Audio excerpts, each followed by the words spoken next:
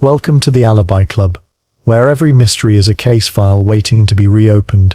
Tonight, we're looking at one of the most unsettling stories in American history, the disappearance of the Sodder children. It begins on Christmas Eve, 1945, in Fayetteville, West Virginia. The Sodder family, George, Jenny, and their 9 children, had settled into bed after a night of holiday cheer. By morning, their home was reduced to ashes, and 5 of the children were gone. Not gone in the way fire usually takes lives. No remains, no bones, not a trace. It was as though the flames had swallowed them whole, erasing their existence. But this case was never simple. The Sodders' ladder vanished. Their trucks, used daily for George's business, refused to start. A phone line had been cut. Strangers issued warnings in the weeks before the fire, hinting that the family would pay for George's outspoken views. And afterward, witnesses claimed they saw the missing children alive, peering from passing cars, hiding in motels, even in photographs mailed years later. A tragic accident? Or a cover-up cloaked in smoke? Tonight we place the evidence back on the table and reopen the file. This is the story of 5 children who vanished without a trace, and a family that never stopped asking why. Every case in the Alibi Club starts not with the crime, but with the people at the center of it. To understand the disappearance of the Sodder children, you first have to understand the Sodders themselves, who they were, what they believed in, and how their lives might have put them on a collision course with fate. George Sodder was born Giorgio Soddo in Tula, Sardinia, in 1895. Like many immigrants of his time, he left Italy as a teenager, seeking opportunity in America. He arrived at Ellis Island with little more than determination and the kind of stubbornness that would define him for the rest of his life. Eventually, he settled in Fayetteville, West Virginia, where coal mining was the lifeblood of the town. He wasn't a miner, but he built a trucking business that hauled dirt and coal, and through sheer grit, he managed to make a name for himself. George wasn't just successful, he was outspoken. In the tight-knit Italian immigrant community of Fayetteville, that didn't always earn him friends. He was particularly vocal about politics, especially his criticism of Benito Mussolini. At a time when many Italian Americans still held loyalty to the dictator, George's words caused friction. Some admired his boldness, but others considered him reckless, even dangerous. As we'll see later, those words may have had consequences. Jenny, his wife, was also of Italian descent, though she had been raised in America. Together, they created the kind of family that seemed, from the outside, picture perfect. By the mid-1940s, George and Jenny had 10 children, 9 of whom survived into youth. Their home was large, 2 stories tall, sitting on 2 acres of land just outside the town center. It was the kind of home where there was always noise, always activity, always someone running in or out of the door. The Sodder household was a bustling, ordinary portrait of mid-century family life. But ordinary can be deceptive. George and Jenny worked hard to provide their children with comfort, but George's personality made enemies. He was proud, stubborn, and unwilling to back down, whether it was business disputes, political arguments, or personal grudges. George often found himself at odds with people in town. The more he spoke against Mussolini, the more isolated he became from sections of the Italian-American community. Fayetteville was small. Grudges lingered, whispers spread, and resentment brewed. Inside the family, though, life revolved around the children.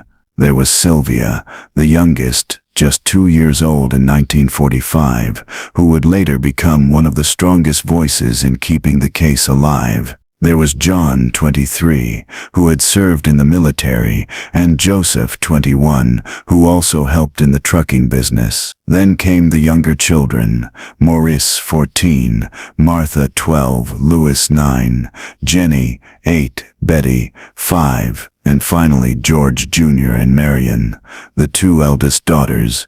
The Sodder family lived, like many families of the time, strict work ethic, tight discipline, but also warmth. Jenny was known as a devoted mother who always put the children first, while George could be stern, but cared deeply for his family's future. To their neighbors, they seemed like a hard-working, close-knit family, and yet, shadows hovered around them.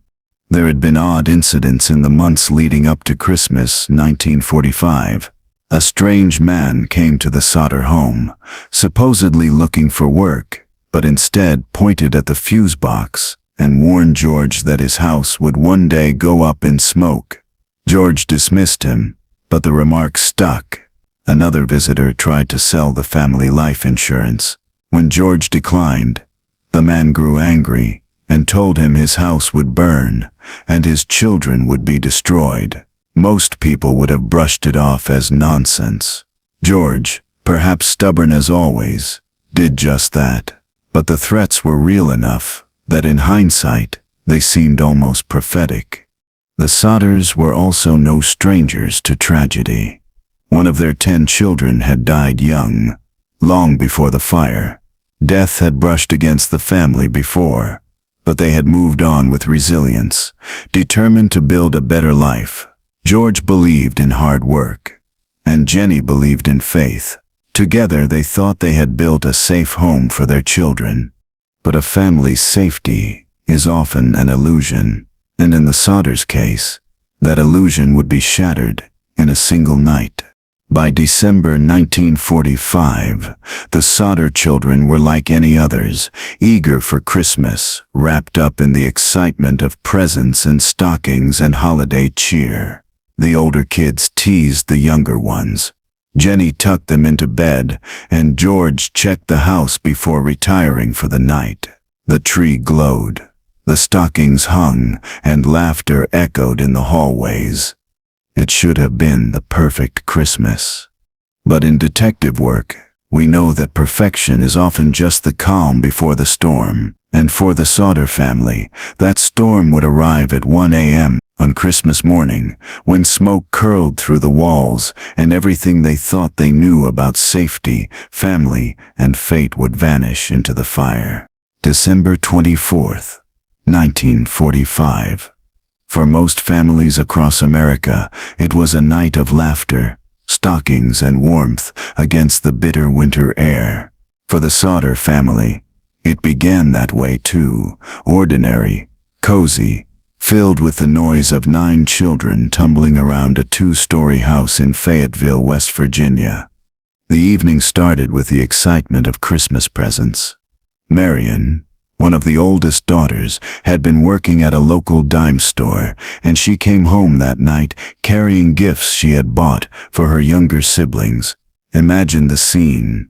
Children squealing as packages were opened, wrapping paper crumpled and tossed to the floor, the house alive with energy. Jenny, the mother, tried to keep order, though she knew chaos was part of the holiday. George, more reserved, kept an eye on things but allowed the noise to flow. It was Christmas after all. By 10 o'clock, Jenny told the youngest children, Maurice, Martha, Louis, Jenny Jr., and Betty, that it was bedtime. They obeyed, reluctantly, their energy dimming as the warmth of the stove and the pull of sleep took over. The older siblings stayed awake. John and George Jr., the teenage boys, were told to finish chores before heading upstairs. Sylvia, the youngest at only 2 years old, was already asleep in her mother's arms. At around midnight, Jenny was ready for bed herself. She noticed the lights were still on, and the curtains hadn't been drawn. The younger children had asked to stay up longer to play with their new toys, and she allowed it. She shut the doors, tidied what she could, and finally went to sleep. Sometime around 12:30 a.m., the phone rang. Strange. At that hour, Jenny answered. A woman's voice, unfamiliar, asked for a man Jenny had never heard of. In the background, there was laughter and clinking glasses, the sound of a party. Jenny told the caller.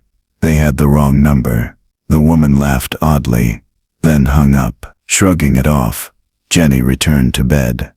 But just as she was settling in, she heard a noise, a faint thud on the roof, followed by a rolling sound, as if something had struck and slid down. Then, silence. At the time, she thought little of it.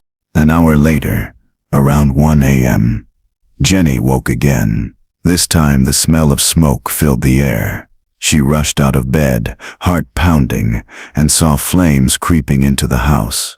The fire had started near the office where George kept his papers and the fuse box was located. She screamed for her husband and children. Chaos erupted.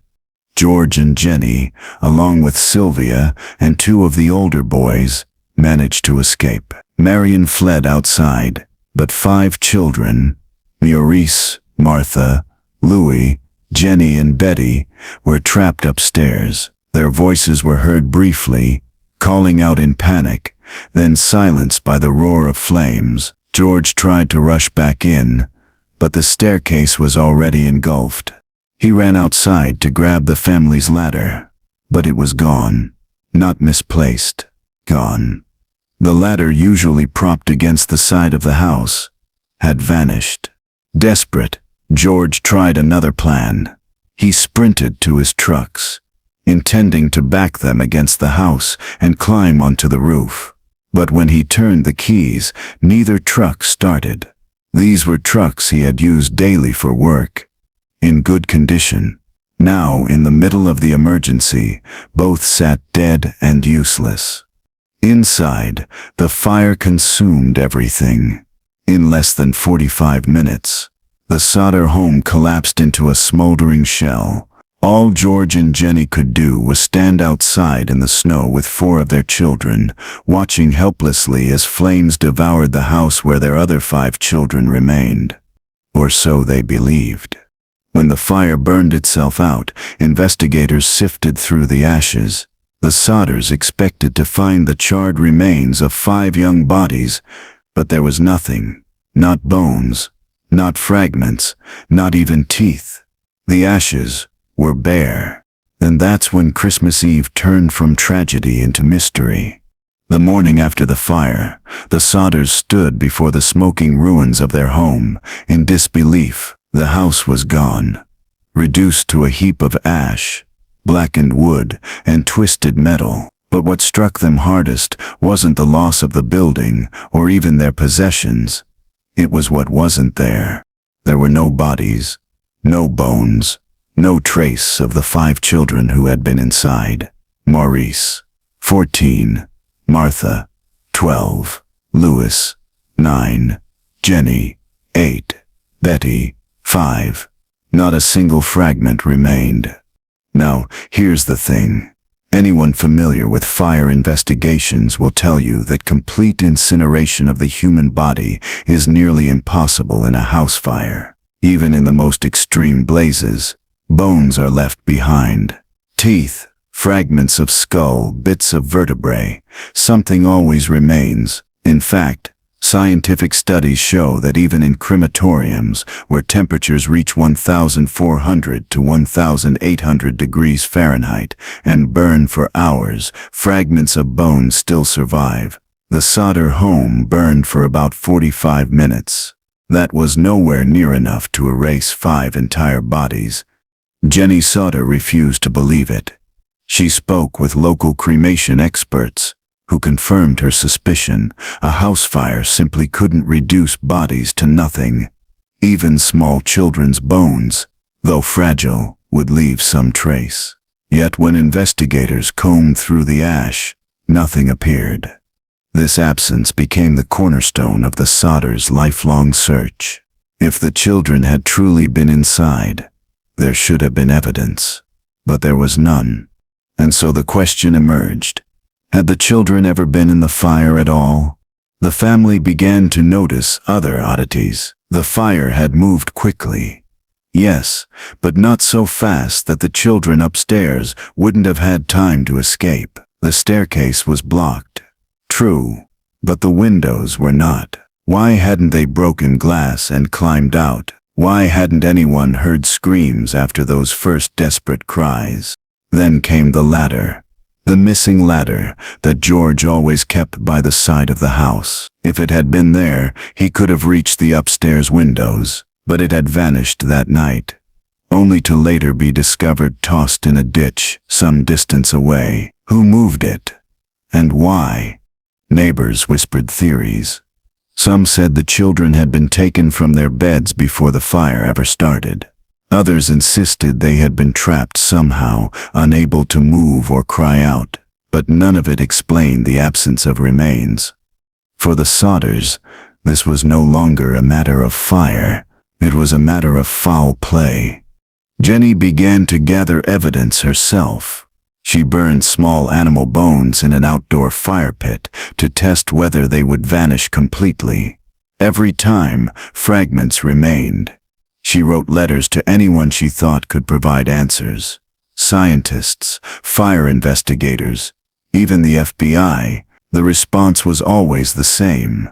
It was unlikely, even impossible, for 5 bodies to be completely destroyed in such a short blaze. And then came the rumors. Witnesses began to come forward, claiming they had seen the Sodder children alive after the fire. One woman swore she had seen them watching from a passing car as the house burned. Another insisted she saw them in a tourist stop not far from Fayetteville. Years later, a stranger mailed the Sodders a photograph of a young man who looked remarkably like Louis, one of the missing boys, now grown. Written on the back were cryptic words: Louis Sodder, I love brother Frankie. Ill boys. A 90,132 or 35. The handwriting was odd, the message stranger still. Was this proof, or was it cruelty? A hoax meant to torture a grieving family. George and Jenny couldn't ignore it. To them, the photograph meant one thing: their children had survived. The town, meanwhile, seemed less convinced. The authorities were quick to label the fire an accident, chalking the missing remains up to the intensity of the blaze. But the Sodders couldn't accept it. They knew what they had seen and what they hadn't. 5 children, no trace, no explanation. It was as if the fire had been a curtain drawn to cover up something much more sinister. And that is where the mystery deepened. Because if the children hadn't died in the fire, then someone had taken them. And if someone had taken them, then the blaze that consumed the Sodder home wasn't just a tragedy, it was a crime. Every detective knows a crime doesn't begin at the scene. It begins weeks, months, sometimes years before, in the whispers, in the warnings, in the details most people overlook. The Sodder case is no different. Long before the fire, shadows had already crept toward the Sodder home. Let's rewind.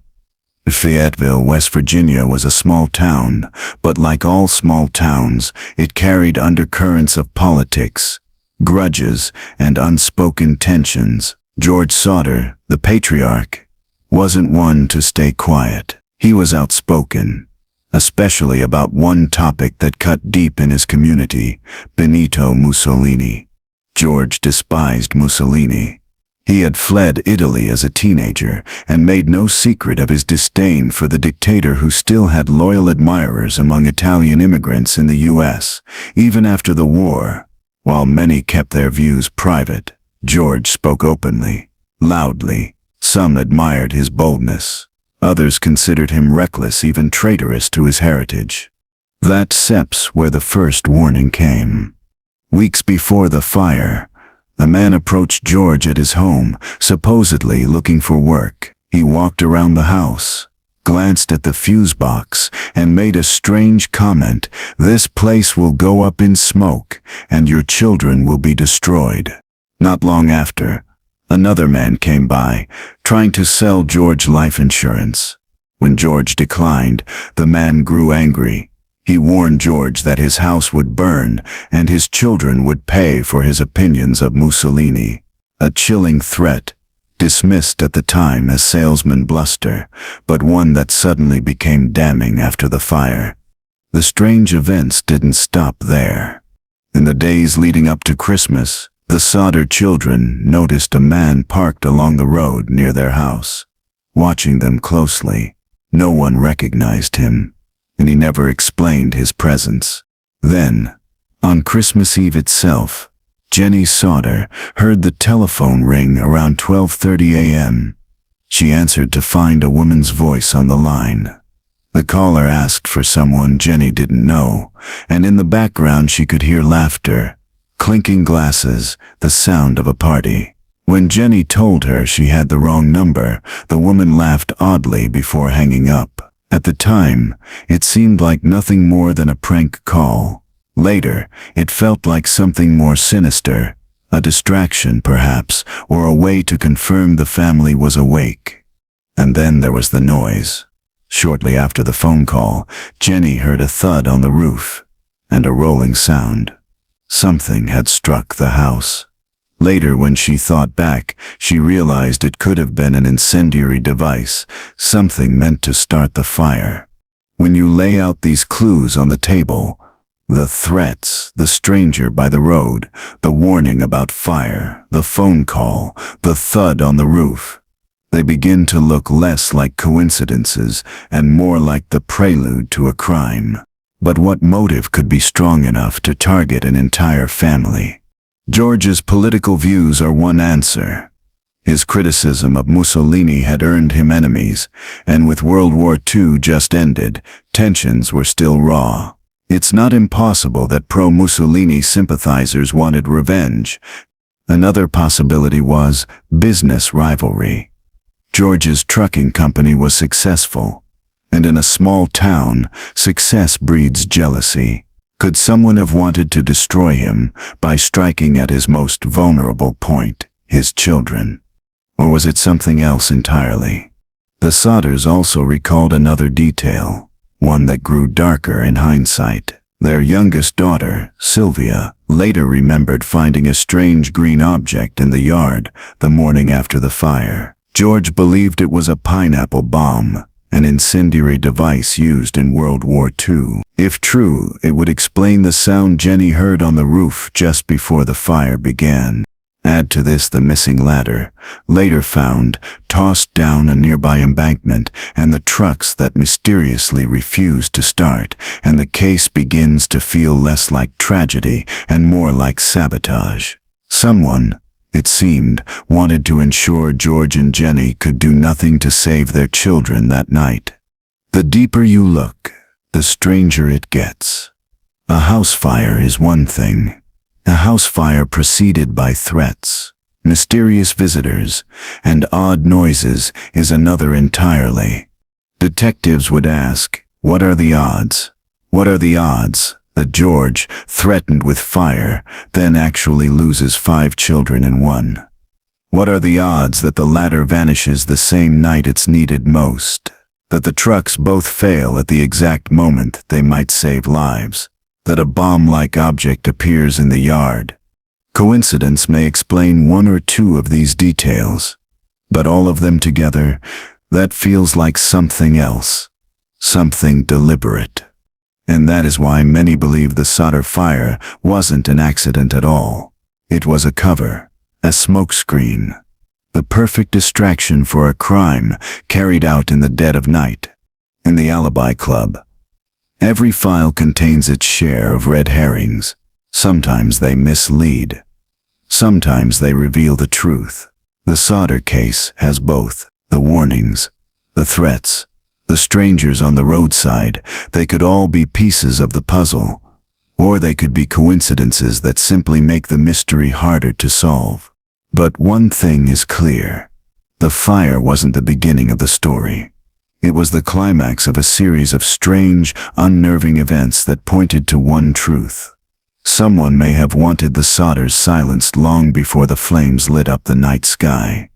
Every detective will tell you, it's not just what you find at a crime scene that matters, it's what doesn't fit, what refuses to line up. In the case of the Sodder fire, the blaze itself was only part of the story. What surrounded it, the missing tools, the dead trucks, the silence of the night, was every bit as suspicious as the flames that consumed the house. Let's begin with the ladder. For years, George Sodder kept a sturdy wooden ladder leaning against the side of the house. He used it for everything, from roof repairs to trimming trees. Everyone in the family knew where it was.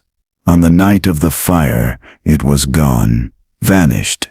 George ran to fetch it when he realized his children were trapped upstairs. He intended to smash the upstairs windows and pull them out, but the ladder was missing, nowhere in sight. Days later, it was found tossed into a ditch, about 75 feet from the house. Not misplaced, not knocked over in the chaos, deliberately moved. The implication was obvious. Someone didn't want George to be able to reach his children. Then came the trucks.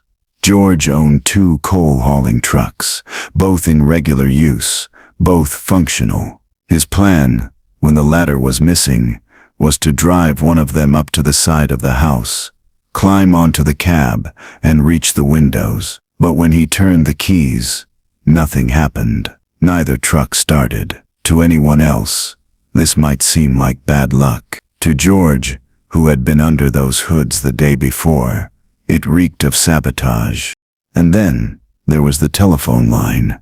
The Sodders' home phone had gone dead during the fire. At first, investigators assumed the blaze had melted the wires, but a repairman later confirmed the line had been deliberately cut, not burned. Someone had climbed up the utility pole in the middle of the night and severed the line, ensuring that no call for help could get through. Put these details together. The ladder vanished. The trucks failed. The phone line was cut. Each of these things might be coincidence on its own, but all 3 happening in the same hour, on the same night, while the Sodder home burned, that strains belief. Even the fire department's response raised questions. The Fayetteville Fire Department was small, made up mostly of volunteers. On the night of the blaze, the chief, F.J. Morris, later admitted he couldn't drive the fire truck because he didn't know how. Instead, the firefighters relied on a phone tree system, calling one another until enough volunteers showed up. By the time they arrived at the Sodder home, hours had passed. The house had burned to the ground. Any chance of rescue, any possibility of saving evidence was gone. The excuse of incompetence may explain the delay, but to the Sodders, it felt like one more failure in a long list of failures that doomed their children. Then there was Jenny's memory of the sound. Shortly before she smelled smoke, she had heard a thud on the roof, followed by a rolling sound. At the time, she thought little of it. After the fire, George found a strange green object in the yard, something that looked like a pineapple bomb, a small grenade-like incendiary used during World War II. If true, this could have been the device that started the blaze, tossed onto the roof from the darkness. Another oddity, the fire itself. Investigators claimed it had been electrical, the result of faulty wiring. But George had recently had the wiring checked and approved by the power company. In fact, the lights in the house had been burning brightly during the first moments of the fire, something that shouldn't have happened if the fire began in the fuse box. And finally, the remains, or the lack of them. Fire experts later testified that a blaze of that type and duration could never have completely consumed 5 human bodies. There should have been bones, teeth, fragments, but nothing was ever found in the ashes. When detectives lay out these details, like evidence on a table, the picture begins to shift. A missing ladder, disabled trucks, a cut phone line, a bomb-like object, faulty wiring that wasn't faulty at all, no bodies in the ash. The pattern suggests not accident, but interference. Someone, it seemed, had gone to extraordinary lengths to ensure the Sodders couldn't save their children, couldn't call for help, and couldn't explain what really happened. But why? And who? The clues point in multiple directions. George's outspoken criticism of Mussolini had earned him enemies. The odd strangers who visited in the weeks before the fire issued threats that suddenly sounded prophetic. The mysterious car parked along the road, watching the Sodder children. All of it now looked like foreshadowing, a warning of what was to come. To the Sodders, one conclusion seemed inevitable. Their children hadn't died in the fire. They had been taken. The blaze was a cover, meant to erase evidence and paralyze the family in a single night of chaos. But here's the truth that makes the Sodder case so haunting. Every detail can be argued. Skeptics claim the latter was simply misplaced. The trucks frozen by the winter cold, the phone line burned by the fire rather than cut. Maybe the object in the yard wasn't a bomb at all, just debris. Maybe the fire was hotter than expected. Maybe. But when you add it all together, the maybes pile too high. Even seasoned investigators admit the case doesn't add up. Something strange happened that Christmas Eve, something beyond a simple house fire. And in detective work, when the evidence doesn't align, you don't close the file, you dig deeper. When the flames finally burned out on the morning of December 25, 1945, the Sodders were left with nothing but the clothes on their backs and the ashes of their home. But even worse than the destruction was the silence, the absence of their 5 children. For George and Jenny Sodder, grief quickly gave way to disbelief. Something didn't add up. The investigation began almost immediately, though investigation might be too generous a word. The Fayetteville Fire Department, criticized for arriving hours too late, made only a cursory search of the ruins. Chief F.J. Morris declared, without much evidence, that the fire was caused by faulty wiring. He also suggested that the missing children's bodies had been completely cremated in the blaze, leaving no trace. But George and Jenny weren't convinced. They had spoken to fire experts, who told them a 45-minute house fire could not possibly reduce human bones to ash. Even crematoriums, with their intense heat, leave fragments behind. The Sodders began to suspect the fire department wasn't telling them the full story. Then came an odd claim from Chief Morris himself. He told the Sodders, quietly, that he had found a heart in the ashes and had buried it in a box at the site. When George later dug up the box and had it examined, the heart turned out to be beef liver, untouched by fire. Why would the fire chief claim to find something he hadn't? Was it incompetence, or an attempt to pacify the family, to convince them the children had indeed died in the fire? The authorities were no more helpful. The Fayetteville police showed little interest in pursuing alternative explanations. They supported the faulty wiring conclusion and closed the case. No deeper forensic work was done. No effort was made to confirm whether the remains of 5 children could truly vanish without a trace. George and Jenny, unsatisfied, turned to the FBI.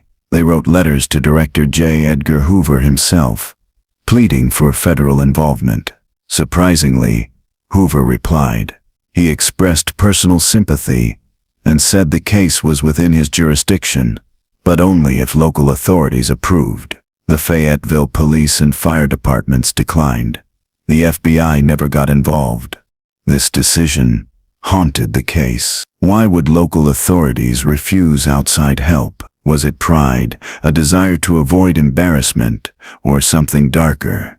A cover-up of incompetence or complicity?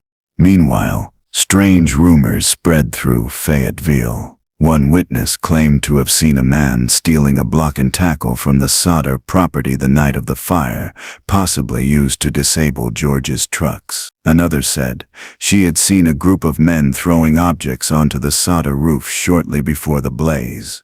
Yet these testimonies were ignored. Then came the reports of sightings. Several people claimed to have seen the missing Sodder children alive. One woman said she saw them peering out of a car window as it sped away from the burning house. Another reported seeing them at a tourist stop between Fayetteville and Charleston. Later, a hotel employee claimed she had hosted 5 children matching their description, accompanied by 2 adults. Each sighting added fuel to the Sodders' suspicion that the children hadn't perished in the fire at all. But law enforcement dismissed the accounts, offering no follow-up. As weeks turned into months, George and Jenny refused to let the matter drop. They ordered a private investigation. They contacted experts, consulted fire scientists, and interviewed anyone who might know something. Their conviction grew stronger. Their children had been kidnapped, and the fire was staged to cover it up. The more they pressed, the more resistance they faced. Local officials accused them of being delusional, of refusing to accept the truth. But to the Sodders, the truth being offered, that 5 children had been reduced to nothing in under an hour, was far less believable than the possibility of abduction. George grew increasingly frustrated. At one point he bulldozed the remains of the house and built a memorial garden where the home had once stood. But the garden wasn't an act of closure. It was a refusal to let go. At the center of the garden stood a billboard, erected by George, displaying photographs of the missing children and offering a reward for information. That billboard would remain for decades, a haunting reminder on the side of the road. The aftermath of the Sodder fire revealed more than tragedy. It revealed a system riddled with negligence, indifference, and possibly deliberate deceit. The fire department had failed to respond in time. The police refused to investigate beyond the simplest explanation. The fire chief fabricated evidence, and the federal government was barred from intervening. To the Sodders, this wasn't just a failure of justice. It was a conspiracy of silence. Whether through incompetence, corruption, or collusion, the people who should have sought the truth seemed determined to bury it. And so the case remained officially closed, but in reality, it had only just begun. Because the Sodders were not the kind of people to surrender. They would keep searching, keep investigating, keep fighting for the truth, even if it meant carrying the burden of unanswered questions for the rest of their lives. Every unsolved case eventually comes down to theories. The evidence piles up. The witnesses contradict one another, and what's left is interpretation, possibilities stacked like files on a desk, each one marked inconclusive. The Sodder fire is no different. Over the decades, investigators, journalists, and armchair detectives have floated dozens of explanations. But 4 theories dominate: accident, kidnapping, mafia, and politics. Theory 1. The accident. The official explanation is the simplest. The Sodder children died in the fire. Faulty wiring sparked the blaze. The flames spread too quickly for escape, and the remains were simply consumed. At first glance, this satisfies the desire for closure. Fires happen. Families perish. But the details refuse to cooperate. The wiring had recently been inspected and deemed safe. The lights in the house stayed on during the early part of the fire, which shouldn't have been possible if the blaze had started in the fuse box. And of course, the most damning fact: no remains were ever found. Experts agreed that even in a house fire, bones would survive. 5 children vanishing without a trace in less than an hour strains the limits of believability. Still, skeptics argue that the chaos of the fire, combined with its intensity, might have destroyed evidence. Perhaps the remains were simply overlooked. It's possible, But to the Sodders, that explanation felt like an insult to both science and common sense. Theory 2. Kidnapping. The second theory is the one the Sodders themselves believed until their deaths. Their children had been taken. The evidence for abduction is unsettling. Multiple witnesses claim to see the children alive after the fire, in passing cars, at roadside stops, even at a Charleston motel. One hotel employee insisted she had seen the Sodder children, accompanied by 2 adults the very morning after the fire. Years later, the mysterious photograph of a young man, resembling Louis Sodder, was mailed to the family with cryptic words scrawled on the back. The missing ladder, the disabled trucks, the cut phone line. These details point not to accident, but to sabotage. If the fire was meant as a distraction, it worked perfectly. The family was thrown into chaos, the home destroyed, and 5 children disappeared. The question then becomes, who would take them, and why? Theory 3.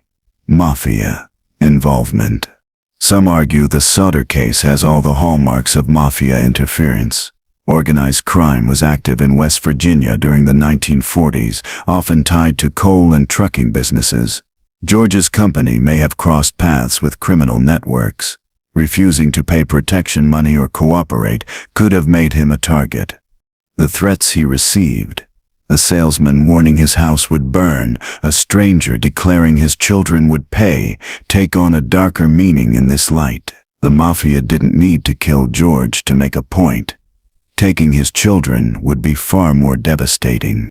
If this theory is true, the children may have been kidnapped and either killed or raised under new identities, hidden far from Fayetteville. The lack of police follow-up could also make sense here. Corruption, bribery, or fear may have prevented authorities from digging too deep. Theory 4. Political retaliation. George Sodder's outspoken criticism of Mussolini made him enemies in his own community. Fascist sympathizers in America didn't vanish overnight after the war. Some Italian Americans in Fayetteville may have considered George a traitor, a man who disgraced their homeland. The threats he received specifically mentioned Mussolini. Was the fire an act of political vengeance? Did loyalists arrange to burn his house and take his children to silence him? It's an unsettling thought, but not impossible. In the volatile climate of post-war America, old-world grudges lingered. George's voice was loud. Perhaps someone decided to quiet it, not by silencing him directly, but by attacking what he loved most. Other theories. Over the years, fringe theories have also emerged. Some suggest government involvement, that the children were taken for reasons tied to espionage or experimentation. Others argue the fire was set to cover up a botched robbery or personal vendetta. And of course, some believe the children simply ran away. But this theory collapses quickly. 5 children, ranging from 5 to 14, orchestrating a mass escape in the middle of the night without leaving a trace. Highly unlikely. The detective sips dilemma.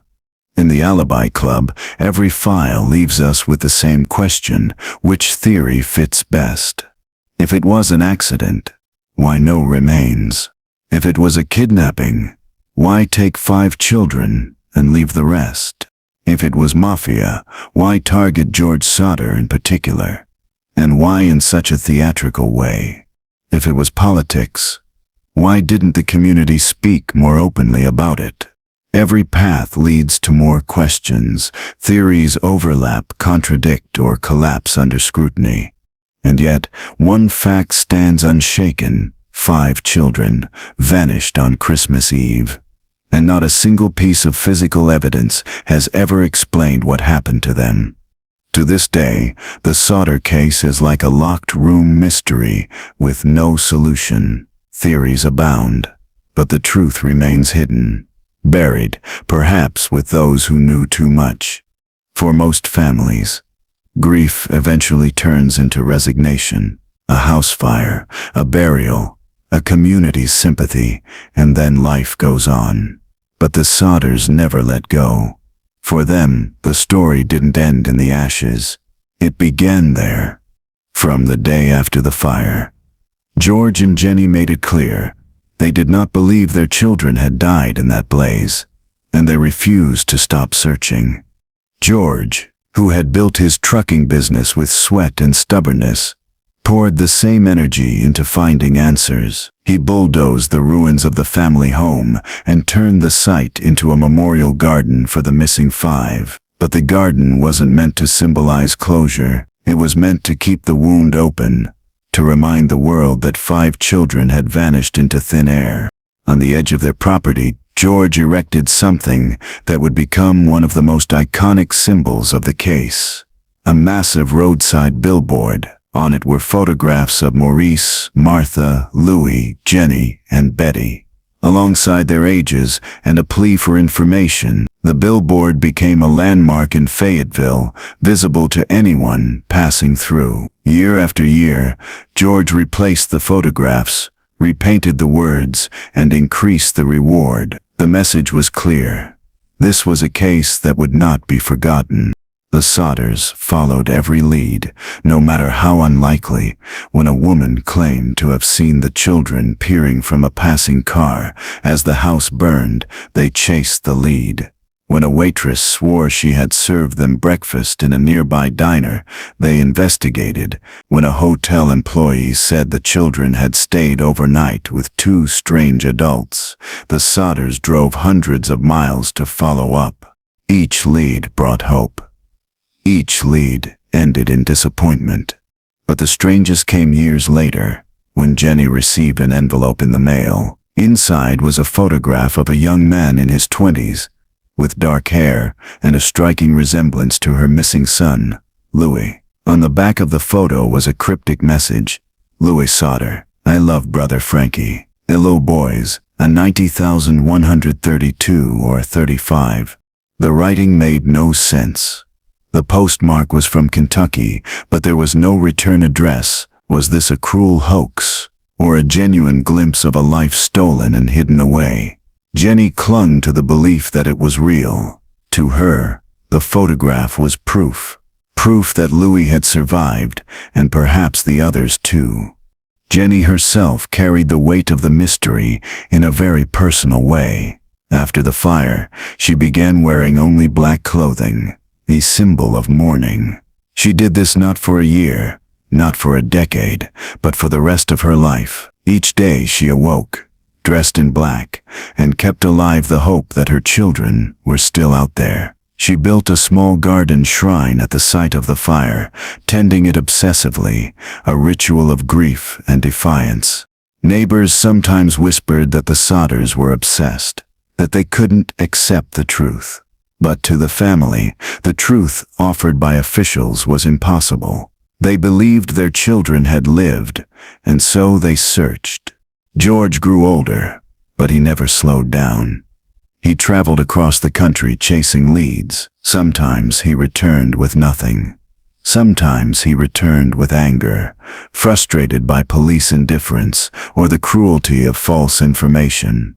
But he never stopped. He once said he would dig until his last breath, if it meant finding his children. And in 1969, when he died, he was still searching.